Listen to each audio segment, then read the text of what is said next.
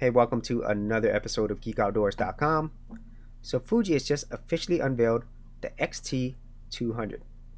This is their latest entry-level camera, and from the initial looks, this could be the perfect YouTube camera. Or maybe it might not have quite enough features to take over that title. So let's go ahead and start off with things that I think makes it such a great option for YouTube creators. Starting off with the fact that it has a fully articulating front flippy screen.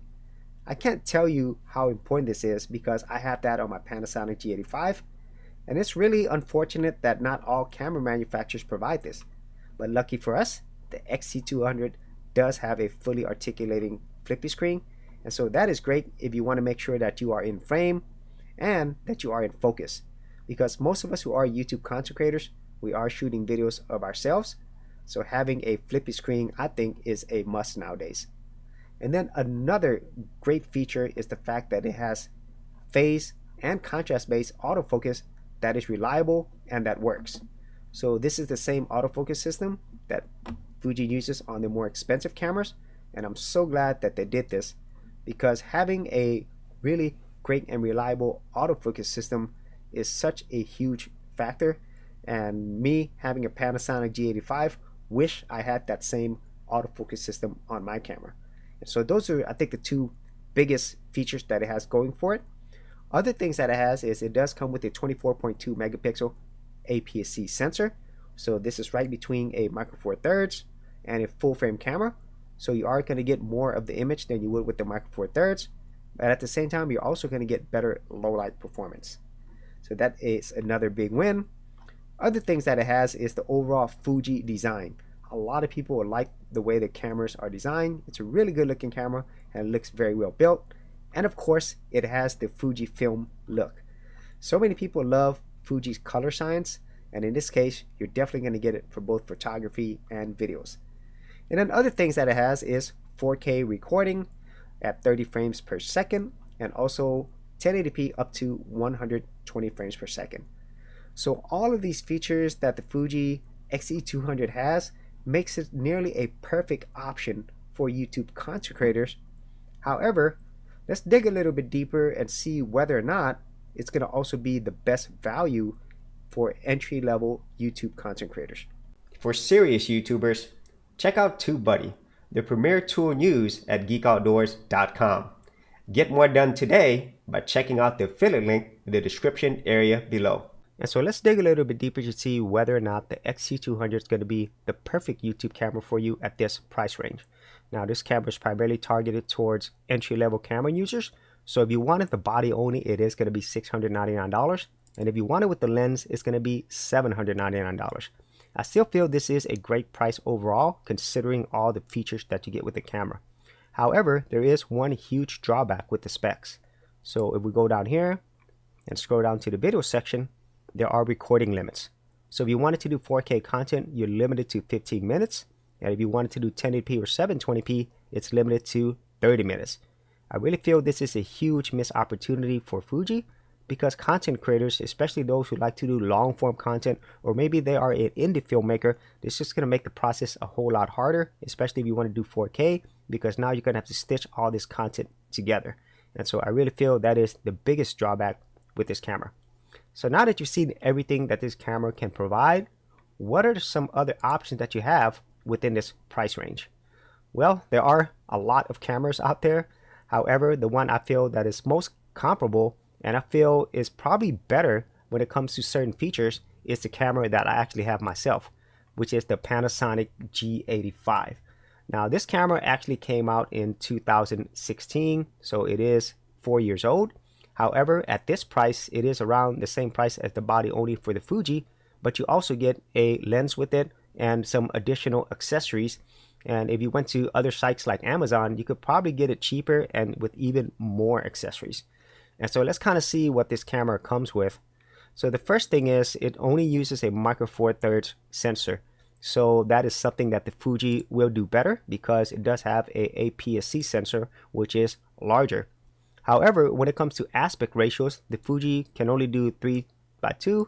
And then if you actually look at the G85, it does 1:1, 3:2, 4:3, and 16:9. More options there. And also a huge advantage here is the G85 comes with image stabilization.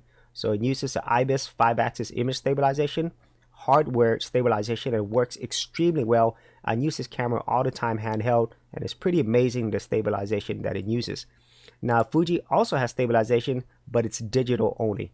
And from my experience, most of the digital stabilization, even though it is good, it's not quite as good as when you have good hardware stabilization like the Panasonic cameras or Olympus cameras. So that's one thing. Other things that the G85 has is it has more continuous shooting modes.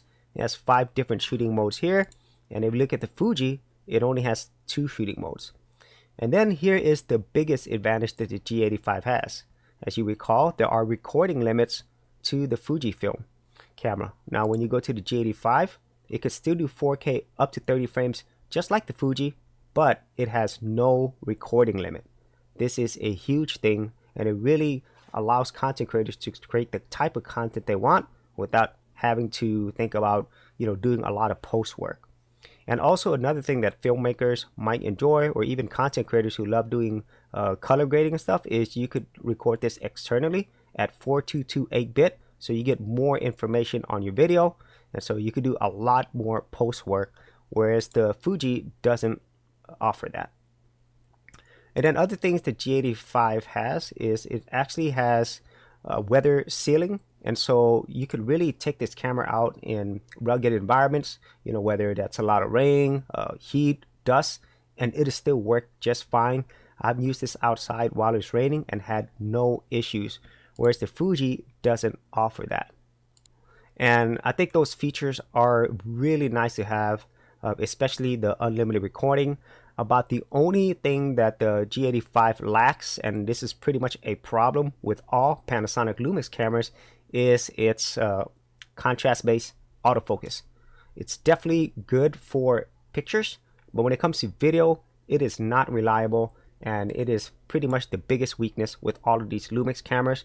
And so that is the main drawback that I see with taking the G85 versus the Fuji, is that the autofocus is just nowhere near as good as it is with the Fuji, which uses a phase and contrast-based system. And so those are the big differences between this camera and a comparable camera. I thought about comparing this to the Olympus as well, which I think right now is the perfect YouTube camera, but it is out of the price range of these other two. And so in my overall opinion, if you wanted a larger sensor and most importantly great autofocus, then this is going to be the camera for you. But if you wanted more features beyond those things, especially when it comes to unlimited recording, I really feel this is a better value because it gives everything that you get with the Fuji, plus you get a lens and you get all these other accessories, and it still has 4K recording just like it does here in the Fuji. And so those are my thoughts on the Fuji X-T200. I really feel this is a great camera for YouTube content creators, and so the only drawback that I see here is the lack of unlimited recording. But other than that, it's nearly the perfect YouTube camera, especially considering the price. So if you actually had any thoughts on this or any other cameras that you think is the perfect YouTube camera, be sure to leave that in the comments area below. And if you want to see more of my camera tips, reviews, thoughts, be sure to check out my playlist. I'll leave that in the description area as well. So as always, if you did get value out of these videos, be sure to share, like, and subscribe. Hey geeks, if you are a creative geek like me and you wanted to learn how to create content on YouTube and other places on the internet, then check out my Go Content Creators group, where you'll get access to additional videos and content for all the creative geeks out there. And the best part of it is, all of this is free. Simply head over to the link below, check out my page, and sign up for my Go Content Creators group. Thanks for watching, and I'll see you on the other side.